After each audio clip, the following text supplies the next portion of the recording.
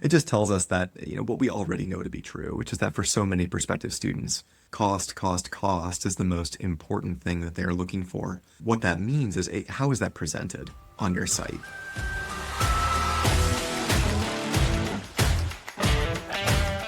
When a student lands on your website, what do they want to do? Not what you think they want to do. What do they actually want to accomplish? Today's guests have real data to answer that question. I'm joined by Grant DeRue, founder of ADV Market Research, and Jarrett Smith, Senior VP of Strategy at Echo Delta.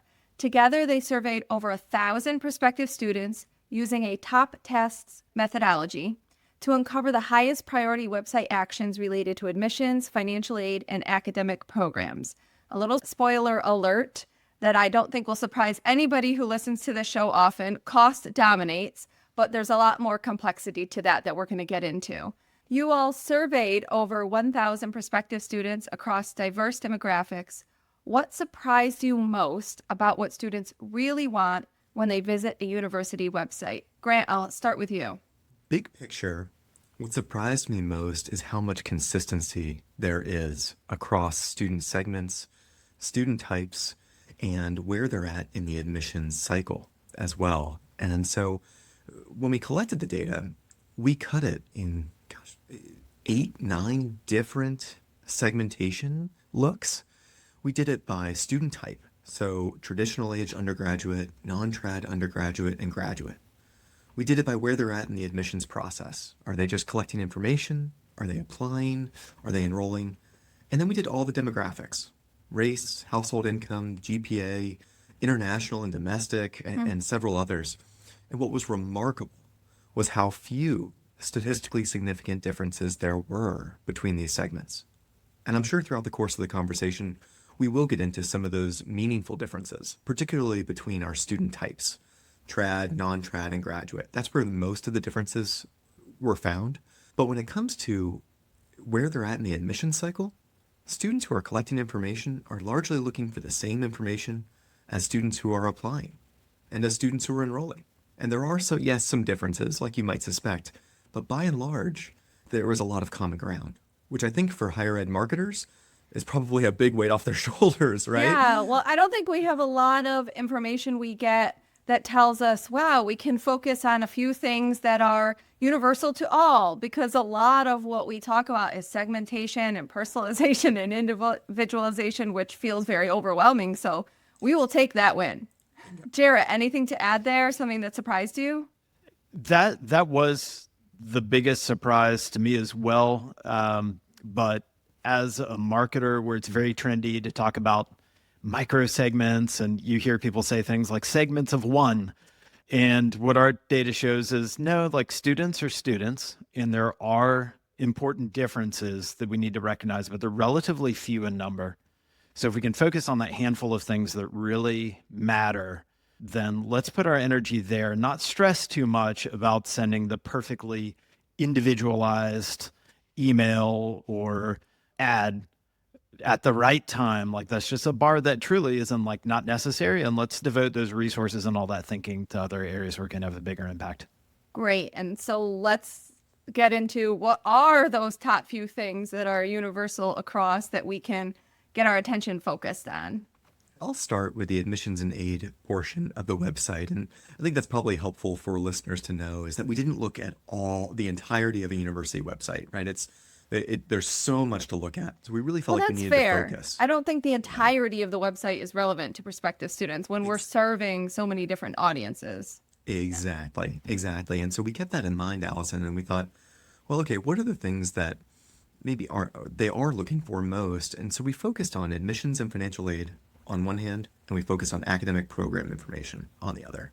And when it comes to admissions and aid, as you said at the outset, this probably isn't going to surprise many listeners, but cost information reigned supreme. And it was the top, Jarrett, correct me on the number here, but it was maybe 5 out of the top 7 most important tasks across. It was actually 7 out of the top 8 admissions and aid tasks. Yeah. Even more so. And that manifested in multiple ways, right? There's the total cost of attendance. There's the estimated net cost after aid. But there was also things like, am I eligible for financial aid? The application fee waiver, payment plan options. I mean, cost emerged in so many different ways, but all there at the top. And so it just tells us that, what we already know to be true, which is that for so many prospective students, cost is the most important thing that they're looking for. What that means is, how is that presented on your site? And I think that's really critical. I know we'll get into that, but those were some of the most important things as it relates to admissions and financial aid. Jarrett, maybe do you want to speak to what we found was most important on the academic program side of things? Yeah. And so really it's a continuation of the theme on the academic side. The number one priority for prospective students from an academic standpoint is program specific costs, which I think if you're a small... So interesting, especially for the group that is undergraduates too in your study. Yep. Yes. And that was also a bit surprising to us. Yeah. We thought it would be other things. I think for some institutions, that's not really a big deal. You have a pretty consistent tuition fee schedule. But for a large, say, comprehensive university that has many different degree levels and an extensive catalog of things, then finding those program-specific costs can be really problematic, very difficult to do. And so that's an area where I think there's a lot of potentially room for improvement for a particular slice of school to make that a lot easier to find. The second highest priority was program-specific financial aid, which I think Grant and I, when we presented on this, we said, this is a little bit of sometimes wishful thinking on the part of the students that there are like program-specific scholarships. They do exist, but again, relatively few in number. And so that was the second one. And then if we're talking about students overall, unsegmented, the third highest task is around modality. Is this program going to be online or in person? And now that does change a bit. If we're talking traditional undergrads, they're less concerned with that, but we can get into the nuances of student type there. I wonder if there's a takeaway here that's not website related when it comes to academic scholarships, program-specific academic scholarships.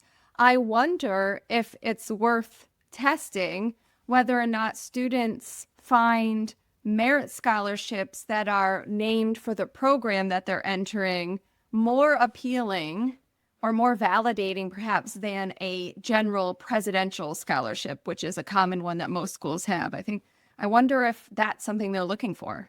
I don't worth know, testing. but you are, you are sort of blowing my mind just by asking that question.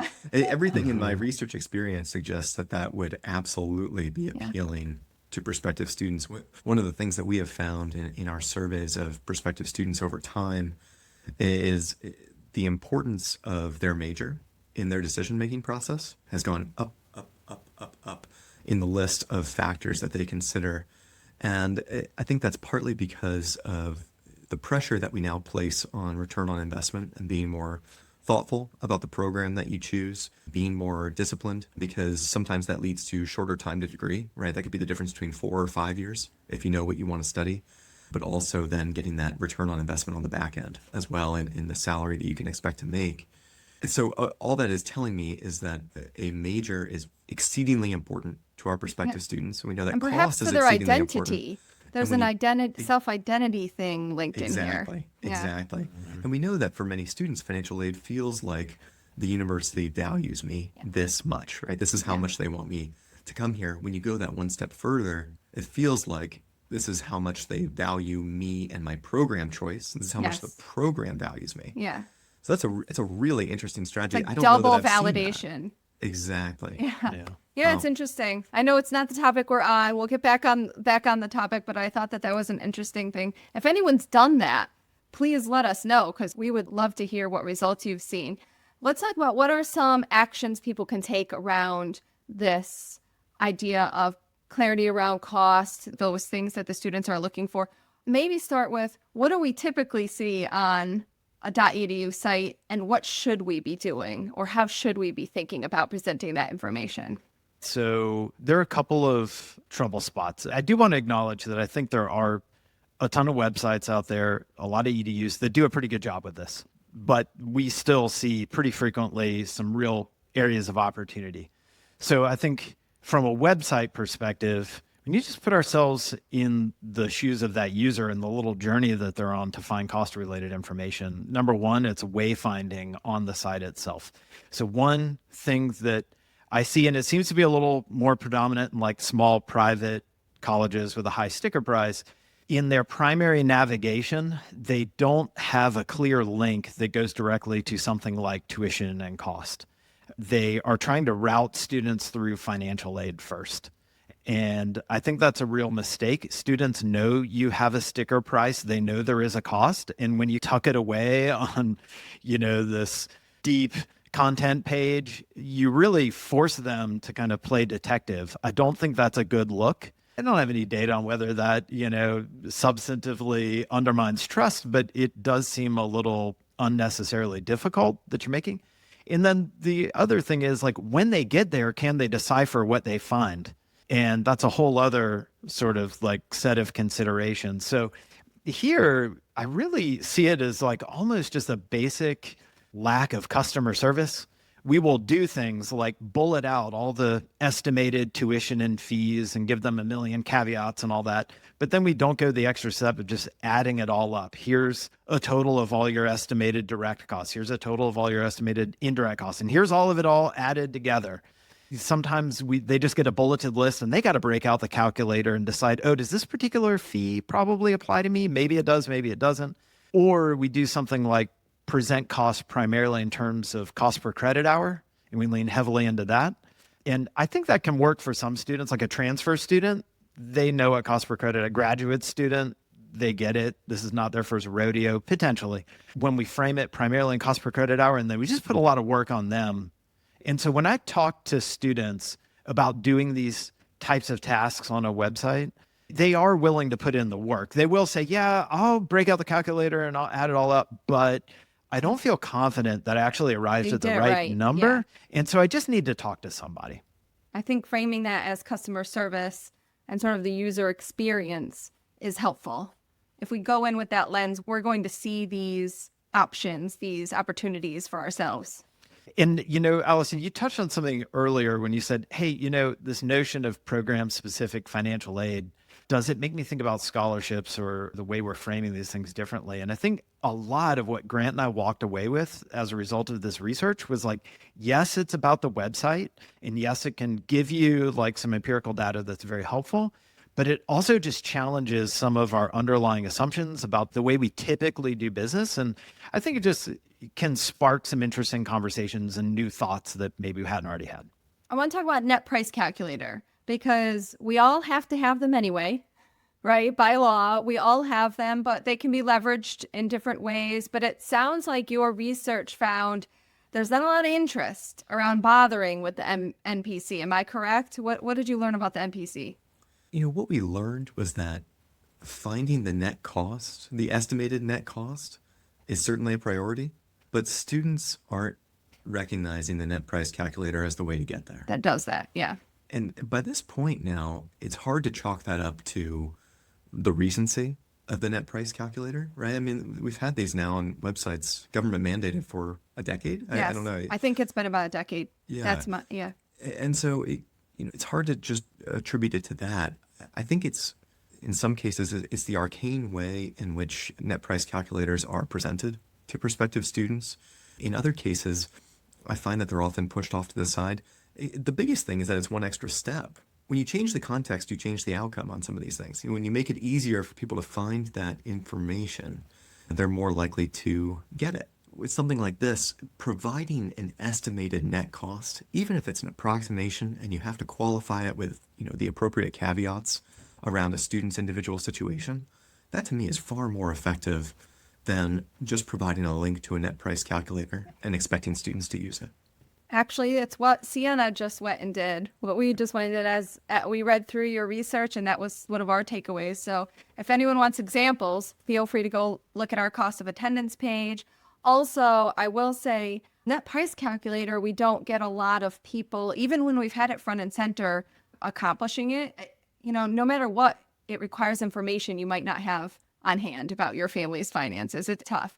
But we do have a merit calculator that is very successful. And you'll see that on our website on siena.edu if anyone wants to investigate too. That works really well. Let's move on to program pages. So we make sure we talk about that, because I definitely want to make sure we talk about the fact that part of this survey was higher ed professionals and what they thought students were trying to accomplish and what the gaps are there. So I want to get to that, but let's talk about the program pages. What are some of the practical information pieces that students are looking for that they might be finding hard to find, they might be missing often? What are those gaps that we can fill for the students on the academic program side? We did talk about the universal stuff, regardless of student type, program tuition and fees, super important. So if you're one of those schools that, yeah, we've got a lot of different potential fee schedules here, I think it's really smart to link to that directly from the program page. So if you're in that context and you're in the mindset of like, how much is this PhD going to cost me? Let me just find it there. And if there's program specific aid, link to that too, because it's going to be top of mind. We also found that in general, students are, in Grant, I don't know if this was surprising to you, but it was surprising to me. They prioritize required courses and course descriptions and curriculum related information higher than I thought they would. The course description part blows my mind a little bit. Knowing what the classes are that you take and that major doesn't, but the actual description of them blew my mind a little bit. Yeah. Yeah. So I think linking to that information and making that easy to find for the students that are motivated to do it. From there, I think then we start to get into more segment specific differences. Like for our traditional students, one of the things that we found was that they really are a lot more keyed into answering that question, I think, on a gut level of, is this going to be worth it? I'm about to sign up for the most expensive, consequential decision of my young life.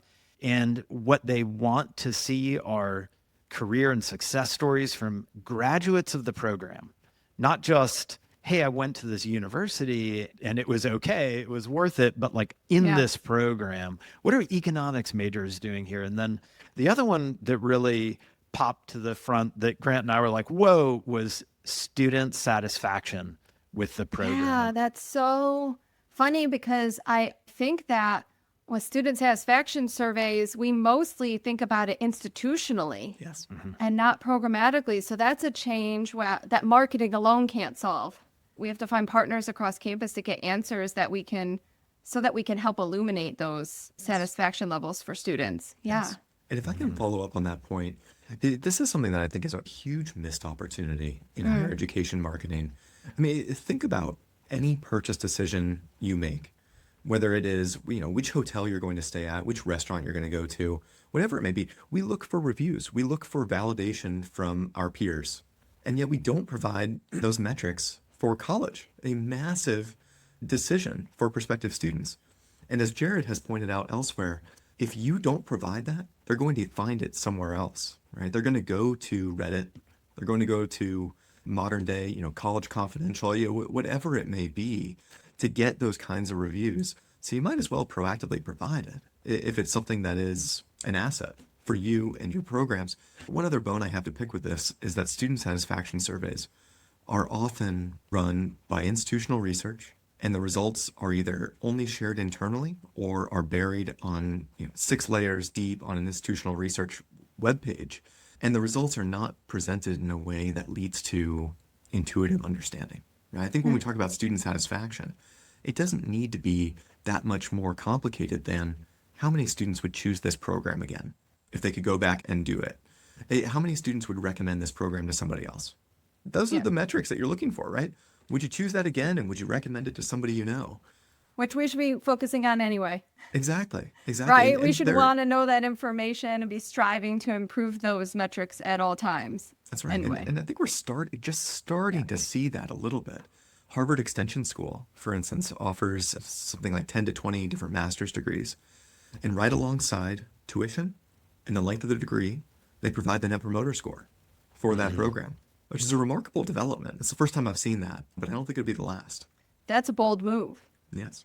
Well, it's high. Yeah. And it's maybe risky too, because if you don't show it for one program and you do for another program, is it because you don't have the number or because the other program's not doing as well? And so the transparency can perhaps be a little bit risky.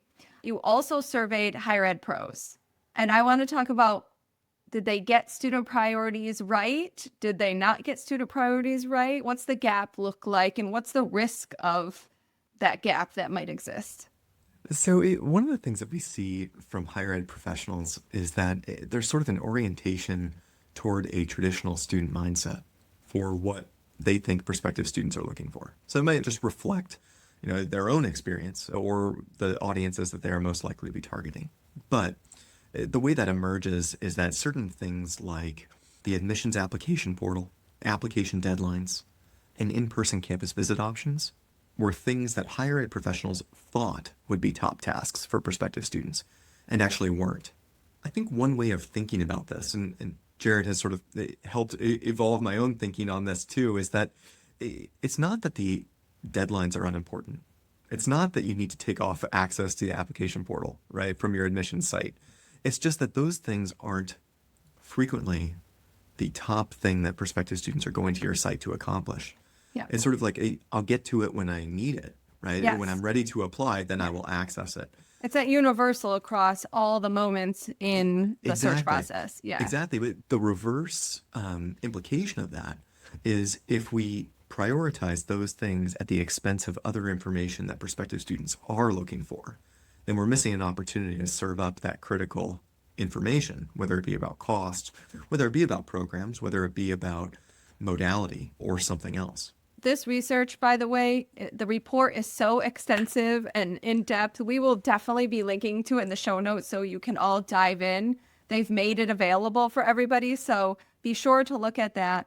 I want to bring it home by talking about the fact that this study focused on websites, but even as we've just chatted in the last 20 minutes or so, the takeaways go way beyond that. So let's wrap it up by talking about how these insights can inform enrollment marketing, recruitment strategy. What are your ideas around that? What are some of the takeaways for those of us doing this work? What can we extract from this, not just about the website, but for informing our work and doing our work more effectively? Allow this research to make you question your assumptions and to spark a conversation, like payment plans, something we didn't really talk about a lot in the interview, but as a features is kind of prominent in our presentation on this and in the report. When I share the results on payment plans with enrollment leaders and admissions folks, sometimes they get a little like furrowed brow or crinkled nose, and they're like, "Really?" And sometimes the answer is, "Well, our business office does that, but," and then you hear these like, "Here's why I don't think this is a thing," and it's like, I think you're kind of missing the point. It's like our students. This struck a nerve with our students. What is it telling us? And maybe what we're doing through our business office today could be better. Maybe it's the report doesn't have like the answer served up on a silver platter. It just says, hey, this is a thing, and allow that to spark some curiosity and maybe have some conversations. I think same thing with like total cost of attendance, allow that to maybe spark a conversation about how are we doing and what do prospective students think about it when they see that on our website. For me, that is probably the deeper finding or thing that came out of it naturally for me. Grant, how about maybe a low lift, high impact action someone on an enrollment team could take? Yes. Right now. If you are responsible for marketing to either non-traditional undergraduates or graduate students, do not downplay the importance of the practical information and putting that up front and center. Things like cost, time to degree, average weekly time commitment as well. That was something that emerged. The modality of the program. Far too often this information is buried or even not available. And by putting it front and center, you give your prospective students the information they need to know right off the bat to determine if this is even a program that's viable for them, and then allow them to learn the more intimate details of your program from there, right? Whether it is course descriptions or what separates this from other options, that type of thing. Faculty, for instance. But they need that filtering information up front first to be able to make an informed choice. Jarrett, Grant, thank you so much, not just for being on the show, but for doing this research and sharing it so widely with all of us. It's really important. Thank you very much for having us. Yeah, thank you, Allison. It's been fun. And if you're listening, ask yourself, is your website helping students do what they came to do? And if not, what's the first task you're going to fix? If you enjoyed this episode, make sure to share it with a friend and hit subscribe so you don't miss the next one.